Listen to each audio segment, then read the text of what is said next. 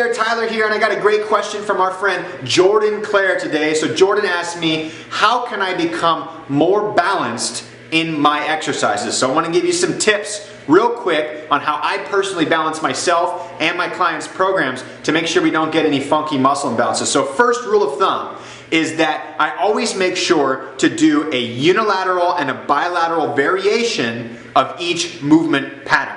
Okay, what that means is simply this, is if I'm going to do a squat, I'm going to do a one-legged version of it, and I'm going to do a two-legged version of it, and I'm going to cycle between those. If I'm going to do a deadlift, a one-legged version or a two-legged version, I'm going to make sure to cycle between those. That way we can build strength unilaterally by focusing on just one side of the body rather than two, and bilaterally. So learning to use our body as a full unit. Now, the other way you have to make sure you become balanced is by picking the right exercises, or what I like to call movement patterns, okay? So instead of thinking of like exercises, blah, blah, blah, blah, with the lower body, you want to pick some type of squat, right? So with a barbell, front squat, back squat, overhead squat, doesn't really matter. And again, making sure to go a unilateral and a bilateral variation. So you might do a one-legged squat and a barbell front squat. Then for something like a deadlift, you're going to do maybe a conventional or a sumo or a stone or a rock or a kettlebell deadlift, right? Any type of deadlift, and then you're going to want to do a one-legged variation of that deadlift. Now from there we go to the upper body. This is how we really got to focus on.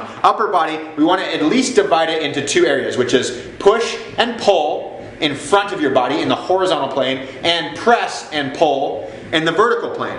So that could look like pull-ups and presses and push-ups and rows. And again, you'd want to work on some sort of one-arm variety of each. You could do a one-arm dumbbell bench press or a one-arm push-up. You could do a one-arm row. You could do one-arm chin work or a one-arm pull-down. And you could do a one-arm press or a two-arm press. So unilateral or bilateral, and then divide the body up into squat, deadlift, so a push or pull for the lower body, a horizontal push or pull, and a vertical push or pull. That's an easy way, very simple template to make sure your body stays balanced. Oh, and one final thing, you can add in a little bit of core work, a little bit of planks, a little bit of leg raises, so you're working on compression as well as that tension at the same time. So I hope that helps you out.